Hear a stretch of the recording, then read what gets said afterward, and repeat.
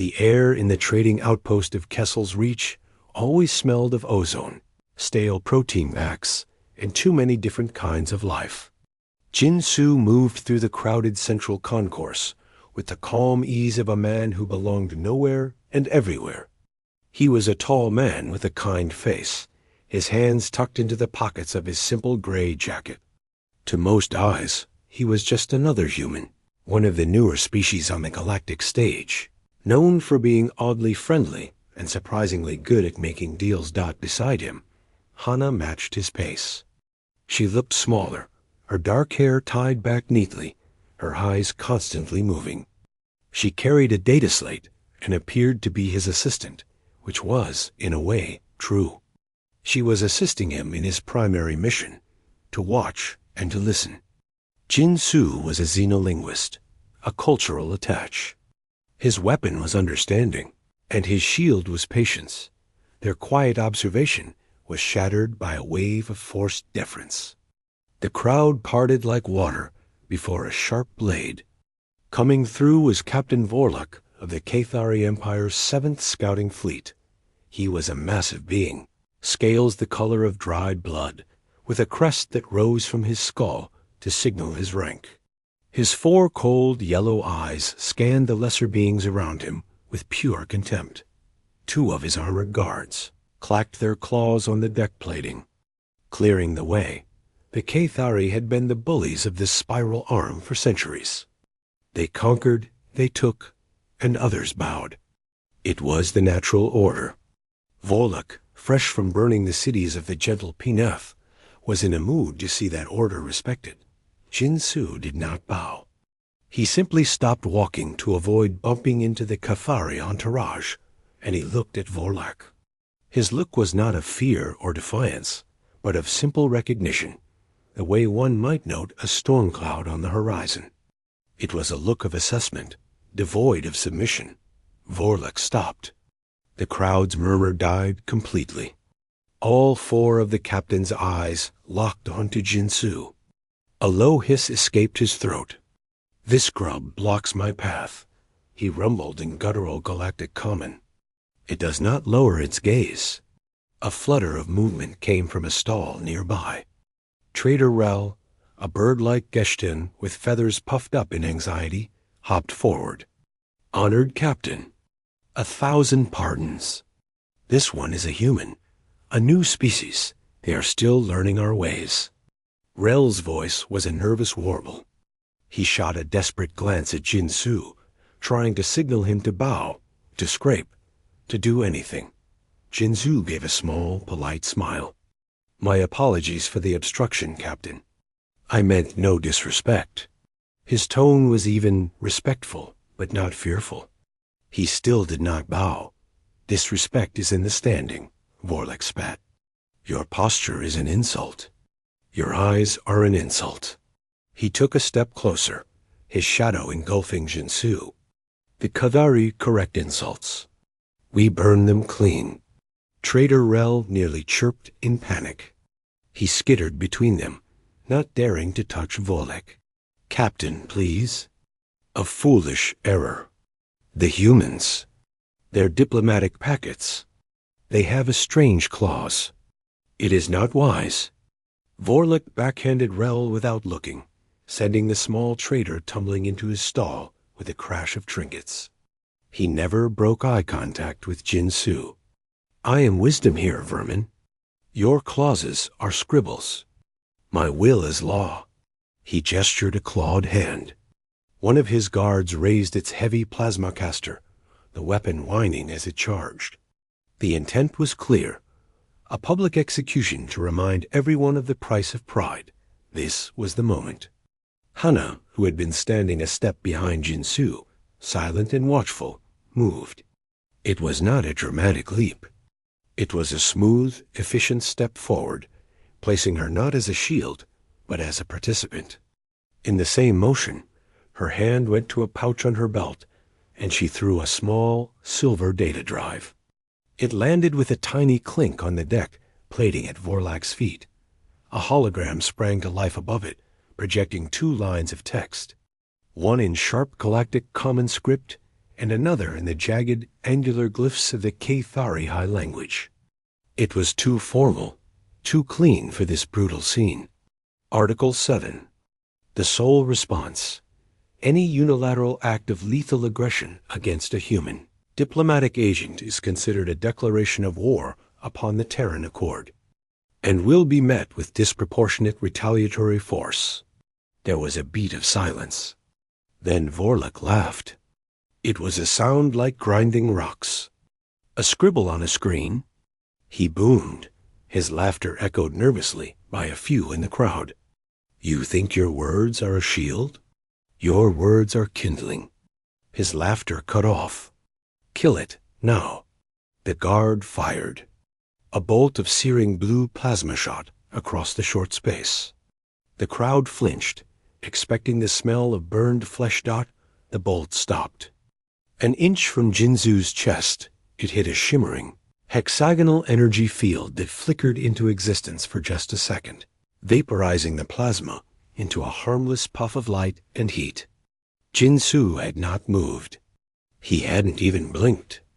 The personal shield generator on his belt, activated by Hana the moment the data drive left her hand, hummed softly and then powered down. The silence this time was absolute and deafening. Jinzoo finally moved. He reached up and straightened the collar of his jacket, a slow, deliberate gesture.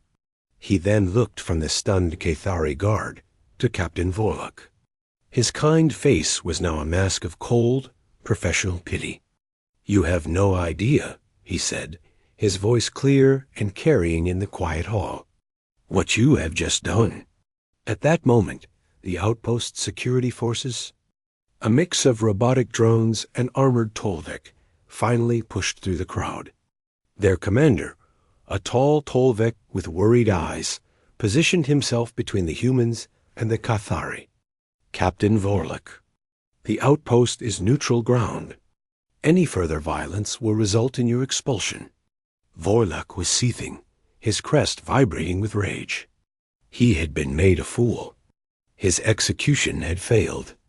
A lesser species had shown technology he did not understand and had not shown shred of fear.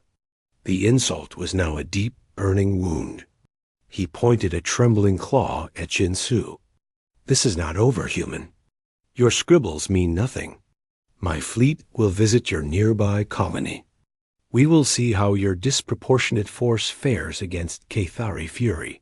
Jinzoo only nodded, as if accepting an invitation to a meeting he would rather not attend.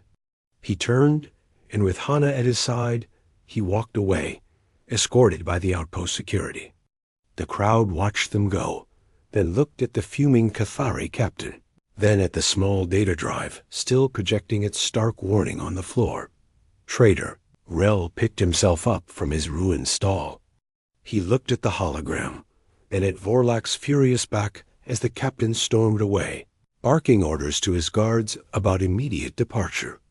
Rel's feathers lay flat in a gesture of deep dread. He whispered to no one, the human's final words chilling him more than any Cathari threat ever had. On their way to a secure shuttle bay, Hana spoke softly to Jinzoo. Shield held at 97%. No collateral. The signal was sent the moment the weapon powered up. Jinzoo nodded. Admiral De Hayan will be waiting. The Cathari have just declared war on the Terran Accord. He glanced out a viewport at the stars, where the crimson shapes of Vorlak's ships were already detaching from the outpost docks. Let's hope for their sake they surrender quickly. They won't, but we can hope. There was no anger in his voice, only the weary tone of a man who has seen a preventable tragedy begin to unfold, and who now has a very long, very precise checklist of duties to complete. The void near the human colony world designated New Daegu was supposed to be quiet, a peaceful patch of space dotted with small sensor buoys and the occasional slow freighter. That peace was torn apart by the violent shriek of reality as 6 crimson warships, sleek and predatory, dropped out of faster-than-light travel. The Cathari fleet, led by Captain Vorlak's flagship, Claw of Dominance, slid into orbit with a show of brute force. Their polished hulls gleamed under the light of the system's star, symbols of an empire that had never truly been challenged. On the bridge of the claw, Vorlek felt a sliver of his pride return. The humiliation of the outpost still burned, but here, in the domain of fleet command, he was master. Below, the planet New Daegu was a swirl of blue and green, its lights visible on the night side. No orbital defenses were visible. No fleet rose to meet him. It was as he expected, a soft, new species, hiding on their rock. "Open a channel to the colony," Vorlek commanded, his voice a satisfied rumble. "Broadcast on all standard human frequencies." The comms officer worked his console. "Channel open, Captain." Vorlek leaned forward, his image likely now appearing on screens across the small human settlement. "People of the human colony," he began, his voice dripping with false formality. "I am Captain Vorlek of the Cathari Imperial Fleet. Your representative, Jin Su, committed a grave insult against the Empire. For this, your colony is forfeit. You will surrender your settlement, your resources, and yourselves unconditionally within one planetary rotation. Refuse, and we will burn your structures to the ground and enslave your people. This is the mercy of the Cathari." He leaned back, waiting for the panic, for the desperate pleas, for the crackle of a surrender signal. He waited for 10 seconds, 20, a full minute. Silence, not the only sound on the bridge, was the low hum of the ship's systems and the faint beep of scanners. The planet offered no response. No changes in energy readings, no ships launching, not even an increase in communications traffic. It was as if they had broadcast to a dead world. A flicker of unease touched Vorlak's mind, but he crushed it. They were in shock. They were cowards. "Increase the threat," he snapped. "Target a large, uninhabited geological formation. A mountain range. Fire a single plasma lance. Let them see our power." The weapons officer nodded. "Targeting the northern polar range. No life signs. Firing." A brilliant lance of blue energy shot from the belly of the claw of dominance, streaking down through the thin, high atmosphere. It struck a distant peak in a silent, blossoming flower of molten rock and vaporized ice. The light of the explosion flickered against the ship's VIE WPORTS. Again, Vorlek waited for the response. Again, there was only silence. The humans did not even acknowledge they were under attack.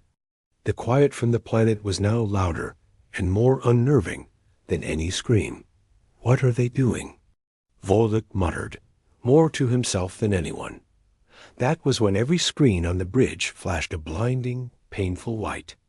A deafening screech, a sound like tearing metal and screaming animals, erupted from every speaker.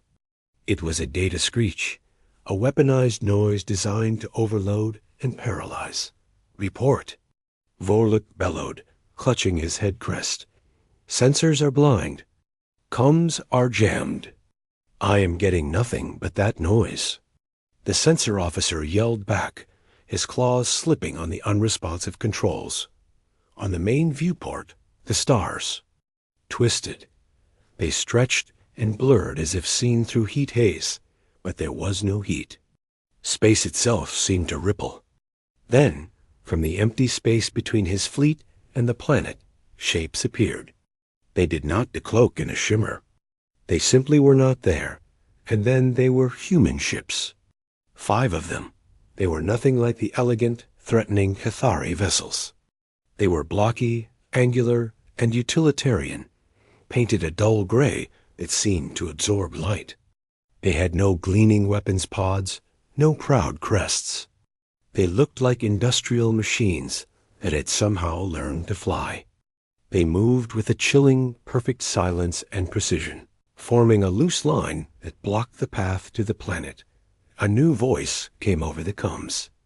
It cut through the dying screech, flat, calm, and translated into perfect Cathari. It held no anger, no fear, no theatrical threat. It was the voice of a man reading a legal verdict. Cathari vessel Claw of Dominance.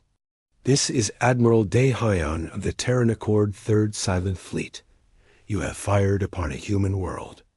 You have violated Article 7, the sole response. Your unprovoked act of aggression is confirmed. Your fleet is now a valid military target.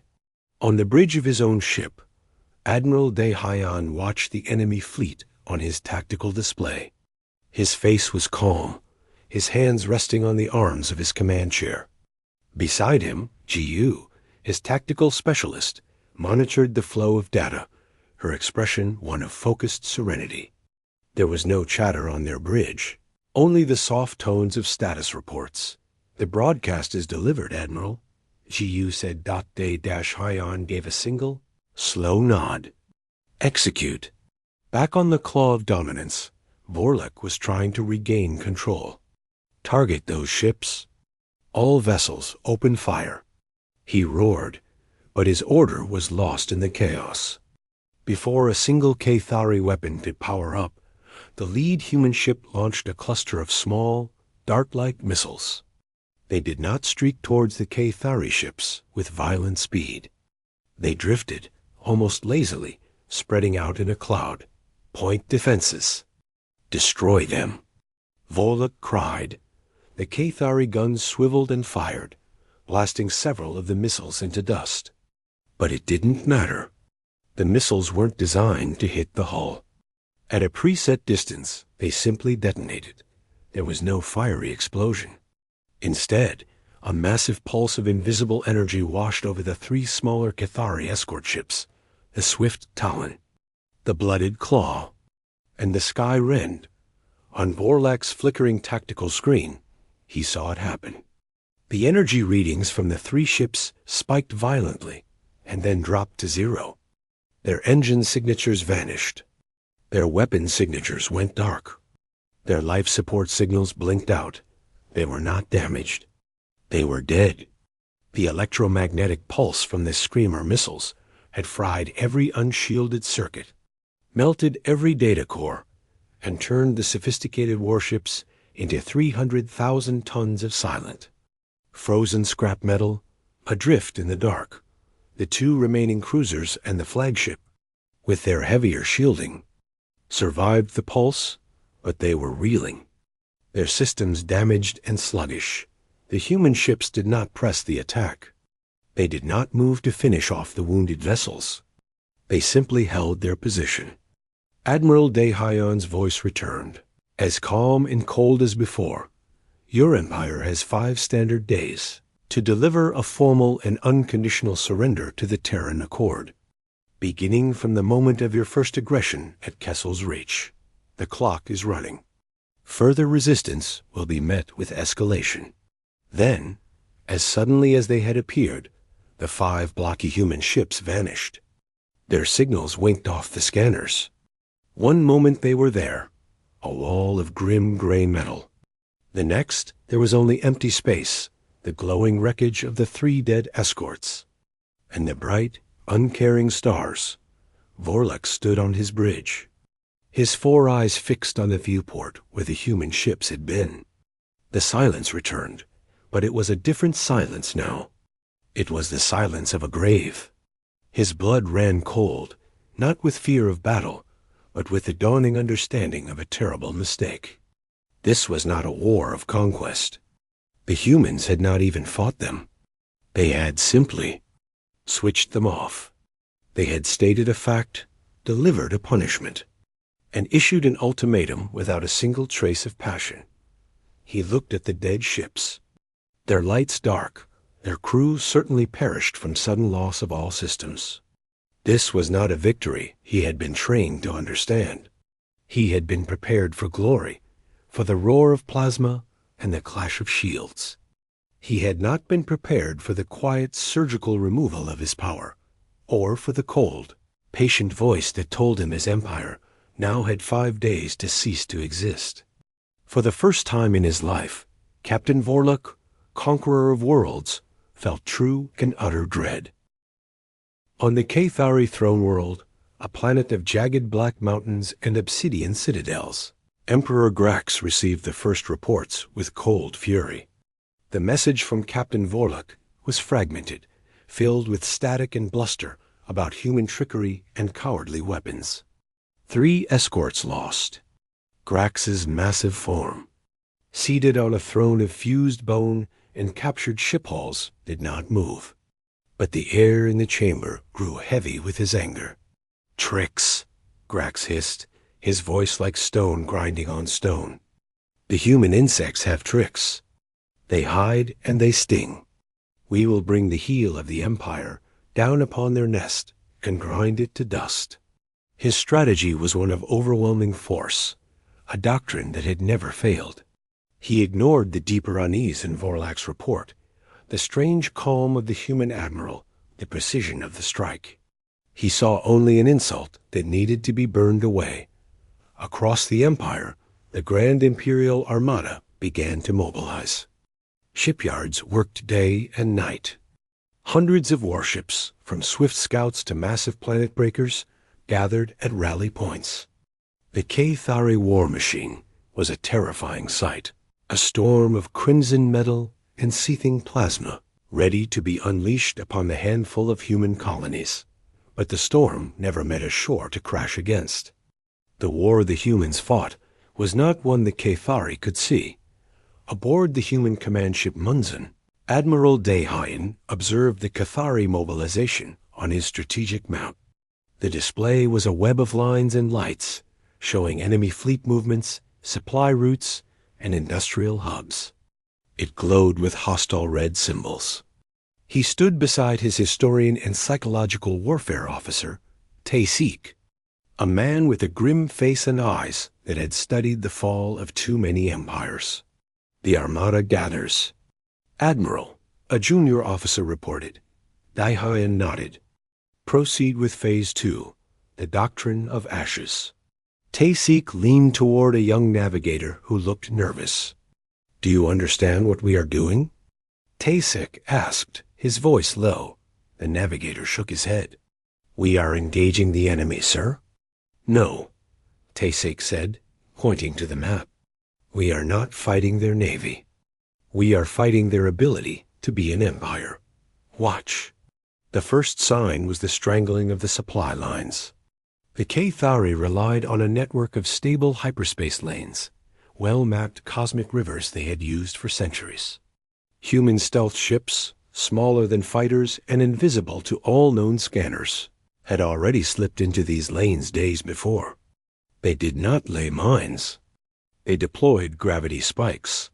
A Cathari heavy freighter, laden with fuel cells for the Armada, was cruising through the silent, non-space of warp. One moment, all was normal. The next, space itself seemed to cough. A sudden, violent ripple in gravity, engineered by the hidden spike, grabbed the ship and hurled it back into normal space. The ship emerged, engines screaming, hull groaning from the stress. It was not destroyed. It was simply stranded, light years from its destination, in a dead system with no help. The precious fuel would never reach the fleet. Reports flooded in, not of battles, but of disappearances and strandings. Troop carriers full of warriors were lost. Food shipments vanished. The vast Armada, ready for war, found itself suddenly starving, running on fumes, and unable to move. Meanwhile, at the core shipyard world of Cathar Ka, the heart of Imperial naval production, the night shift began as always. Overseers watched as nano-forges the size of mountains assembled hull plates. Then the forges stopped.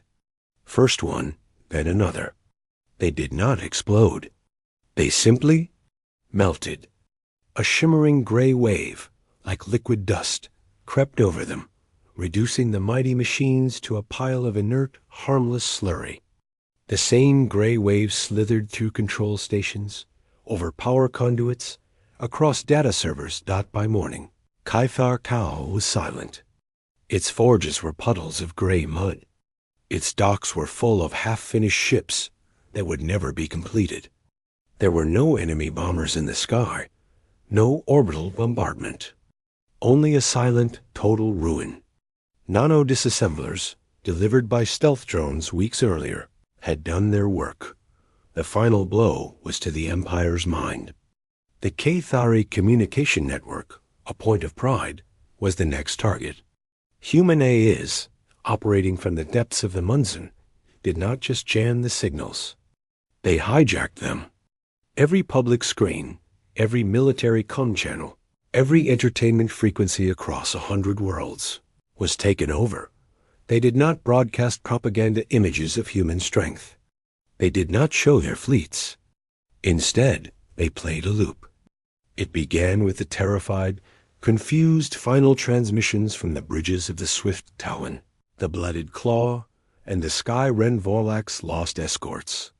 The Cathari public heard their own warriors screaming about system failures, about the terrible screeching noise, about dying in the dark. Then, the recording switched to the clear, cold voice of Admiral De Hyon from their first encounter. Your empire has 5 standard days to formally surrender to the Terran Accord. This was not a boast. It was a countdown, and it played everywhere, all the time. In homes, in barracks, in the palaces of governors. The message was not for the military.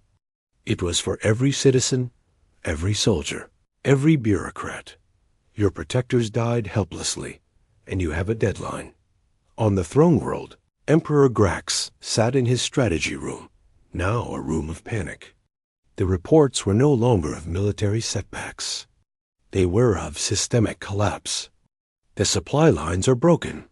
One minister cried, "Caith, Ha-Cal is gone. The forges are soup." Another wailed. From a screen on the wall, the loop played again, the screens of dying crews. Then the human's calm, unstoppable voice giving the 5-day ultimatum. Grax finally felt the dread he had refused to acknowledge. It was a cold, sinking feeling in his gut. He had expected a war of fire and metal. He had prepared to trade blow for blow with another empire. But the humans were not trading blows. They were carefully, surgically, removing the pieces from the board. No grand fleet engaged his glorious armada. Instead, his empire was suffering 1,000 small, fatal cuts. Its economy was seizing. Its production was zero. Its people were hearing nothing but their own doom on repeat. He looked at the strategic map, now blinking with failure reports instead of fleet movements. The humans were not in any place he could attack. They were a ghost in the machinery of his civilization, and they were taking it apart from the inside. The doctrine of ashes, Taysik said quietly back on the Munzen, watching the same chaos through intercepted data feeds. We do not destroy their people. We destroy their trust. We destroy their logistics. We destroy their unity. We reduce the complex system of their empire into simple, useless parts. And then, he said, turning to the young navigator who now understood, when it is just a pile of ashes, they have no choice but to surrender. For there is nothing left to fight with, and nothing left to fight for. Emperor Grax, the conqueror of a dozen species, stared at the failing lights of his empire. For the first time, he was not thinking of victory. He was thinking of survival. The humans were not trying to defeat him. They were making it impossible for him to exist. The 5-day clock, ticking down on every screen, was no longer an ultimatum. It was a prophecy. The Cathari Empire was bleeding from a wound it could not see. Its fleets sat useless, stranded, or out of fuel. Its factories were silent. Its people were scared, their minds filled with the looping sound of their own defeat. The 5-day deadline was now a dark cloud hanging over every world. On the human command ship Munson, Admiral De Hyon and his staff watched the final stages of collapse with detached focus. The enemy's will to fight was broken, but the lesson needed to be completed. The final act was not about destruction. It was about memory. It was about making sure no species ever made this mistake again. They are fractured, but not fully broken, Taesik, the historian, observed. They still have their pride. They could rally around a core world, dig in, and force a traditional conflict. We must remove that possibility. Admiral Daehyun nodded. He turned to another officer, a woman named Soo Min. She was a xenobiologist, her demeanor always calm, her eyes thoughtful. On her data slate were not weapon schematics, but growth charts and genetic sequences. "It is time for the final message," Daehyun said. "Make it one they will never forget." Soo Min inclined her head. "The package is ready, Admiral. A single delivery will be sufficient." The target was not a military base or a capital city. It was Viridia Prime, the agricultural heart of the Cathari core worlds. A planet of vast, golden plains where the Cathal grain grew, a staple that fed a quarter of the Empire's population. It was a world of farmers and sun, not warriors. It had no shields, no space defenses. Its only protection had always been the Empire's distant, fearsome navy docked to this world. A single unarmed human dropship descended. It was a plain gray vessel, marked only with a simple blue circle. It did not try to hide. It flew slowly and calmly through the sunny atmosphere and landed in the middle of a sprawling administrative complex for the planetary farms. There were no soldiers to meet it, only a group of bewildered Cathari agrarian overseers, their scales dull with dust, not war paint. The ramp lowered. Soo Min walked down alone. She wore a simple gray uniform, carried a data slate in one hand and a small sealed canister in the other. She looked like a visiting scientist, which she was. The Cathari overseers stared, confused and afraid. They had seen the broadcasts. They knew what humans could do. The lead overseer, an older Cathari named Grash, stepped forward, his body tense. "What is this? You bring war here? To our fields?" His voice was rough with fear and defiance. Soo Min offered a small, polite smile. It was not a warm smile, but it was not threatening either. It was the smile of a professional about to explain something important. "No," she said, her voice soft and clear through her translator. "I do not bring war. I bring a gift and a choice." She held up the data slate first. On its screen was a complex, rotating DNA helix and images of a fast-growing gray-green lichen. "This is a terrestrial organism, a simple, resilient life form from our homeworld. We call it Stonecoat." Grash stared at the image, not understanding. "A plant? You bring us a weed?" "In a way," Soo Min said. She tapped the screen, and a comparison chart appeared. "It thrives on the same nitrates and minerals as your primary Cathal grain. It is non-toxic. In fact, it is quite nutritious. A person could live on it." She paused, letting that sink in. "But it grows approximately 10 times faster than Cathal. Its root structure is incredibly aggressive. Where it takes hold, it does not share. It outcompetes. It covers. It endures." She then held up the small canister. It was no larger than her hand. "This contains its spores.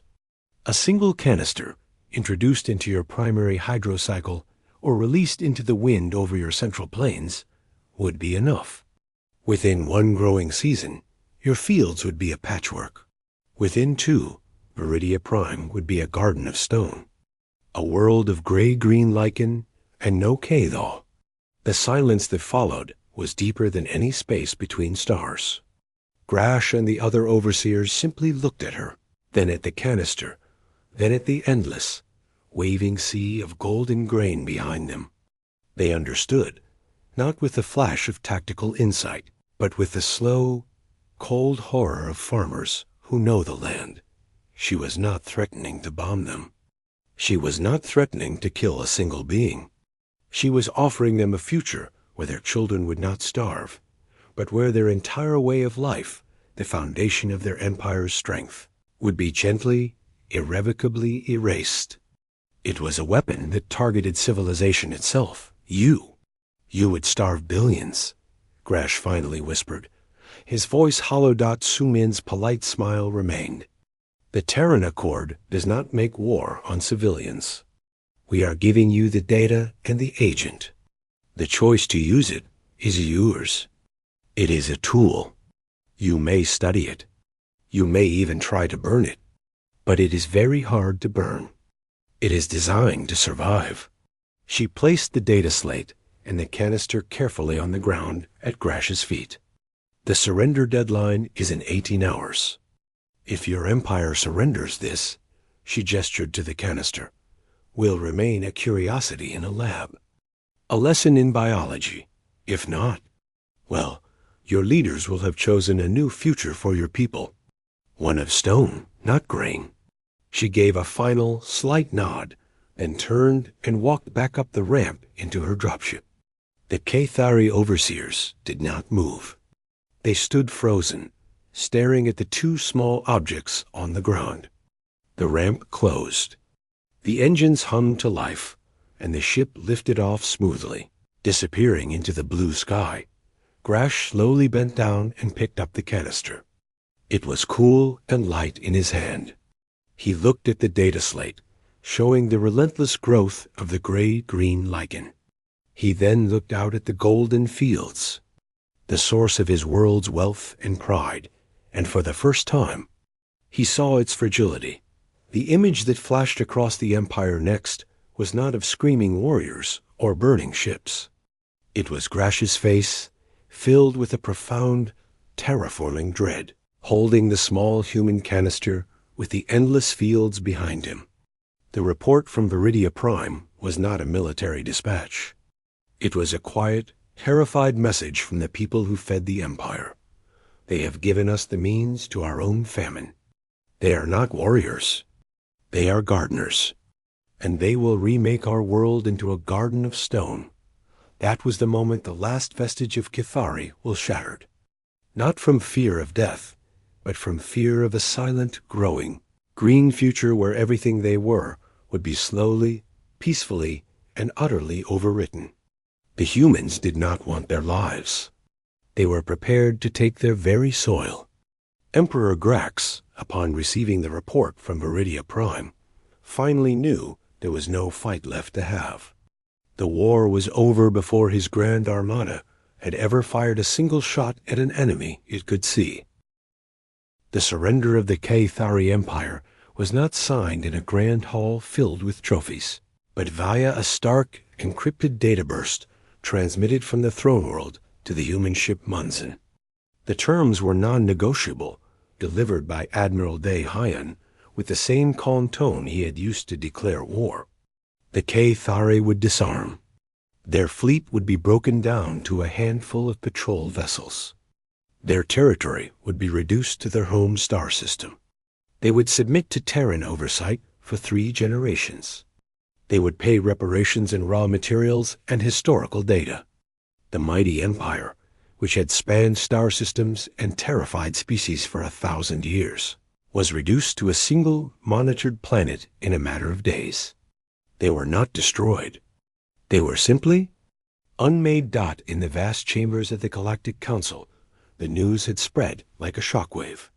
Species that had lived under the shadow of the Cathari for centuries could not believe it.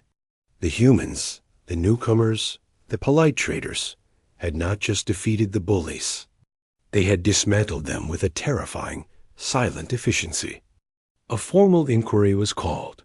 The main chamber was a circle of floating platforms for dozens of species. At its center, a holographic recording played. It showed Captain Vorlak, but not in his armor. He was in a simple gray detainee's tunic, his crest drooping. His 4 eyes were hollow, his voice a broken monotone. He was repeating the words that had already become a legend, a warning etched into the history of every spacefaring race. "Do not attack the humans," Vorlak said, staring at nothing. "They do not fight for glory or territory. They fight to erase you. They will reduce your empire to ashes, not with fire, but with silence. They will turn off your lights and let the dark eat you. They will give you seeds that grow into your own grave. Do not attack the humans. The recording ended. The chamber was utterly silent. The image of the broken Cathari captain hung in the air, more powerful than any boast of victory. In a quiet, private debriefing room aboard the Munzen, far from the council's drama, a different meeting was taking place. The room was plain, with a view of the stars. Jin Su, the xenolinguist, sat with a cup of tea. Across from him was Admiral Daehyun, his work now done, his face showing a hint of weary satisfaction. Hannah stood by the viewport, her posture finally relaxed. They had been joined by a nervous, fluttering guest, Trader Rel, the Geshtan merchant from Kessel's Reach. Rel's feathers were puffed up, not with fear, no, but with a kind of agitated awe. He had made a small fortune selling copies of the initial confrontation and the subsequent surrender. He looked from Jinsu to Daehyun, trying to understand. "It is done." Daehyun stated simply. "Yes, Admiral," Jinsu said. "The message has been delivered." Trader Rel could not stay silent any longer. He chirped softly. "Forgive me, honored humans, but I must ask, all of this? The destruction of a fleet, the collapse of an empire. It began because he pointed a trembling wingtip at Jinsu, would not bow. Because one soldier raised a weapon. Was it truly worth such extreme cost?" Hana turned from the stars, a faint smile on her lips. Jinsu set his teacup down on the table with a soft click. He looked at Rel, not with anger, but with a patient intensity. "It was never about me, Trader Rel," Jinsu said. "That it was not about one soldier with a weapon. It was about the idea that a show of force, a moment of brutal pride, could decide the fate of a species. We are new here. We are small. We have seen, in our own history, what happens when that idea goes unchallenged. It leads to endless grinding war." Daehyun spoke, his voice low and firm. "So we made a rule. A very simple, very clear rule. We wrote it down and gave it to everyone. Article 7. Do not kill our messengers. Do not attack our people as an opening move. It is our one red line." Jinsu continued. "And we had to make sure that if anyone crossed that line, the consequences would be so absolute, so unforgettable, that no one would ever dare to do it again. Not to us, and hopefully, after seeing this, not to anyone else. We did not want to fight the Cathari. We wanted to teach the entire galaxy a lesson in one terrible, swift example." Rel's feathers lay flat. He understood now. It was not revenge. It was a brutal, calculated act of pedagogy. You used an empire to send a message. "Yes," Hana said from the window. "We proved that the old way, the Cathari way of conquest through terror, is obsolete. It is a dead end. We have shown there is a price for that kind of thinking so high and no empire can afford to pay it." Jinsu looked out at the infinite stars, the same stars that now regarded humanity with a new, deep, and very cautious respect. "We do not start wars, Trader Rel, but we have made it an iron law of the universe, written in the ashes of the Cathari Empire. Whoever chooses to end a peace with us will not live to start another." Back in the Galactic Council chamber, the discussion was moving to formal motions.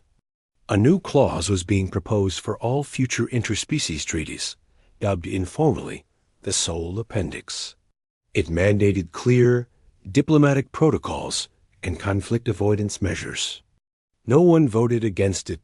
As the delegates debated, the image of Vorlak's face, repeating his desperate warning, was still on many of their private screens. Do not attack the humans. It was no longer just a Cathari captain's lament. It had become the first and most important Rule of galactic politics. The humans had not conquered the Cathari Empire. They had, with surgical precision and terrifying resolve, retired the very concept of empires built on fear. And they had done it without a single shout of victory, only the quiet hum of a ship's engine and the soft click of a teacup being set down. Its purpose served. The lesson was over.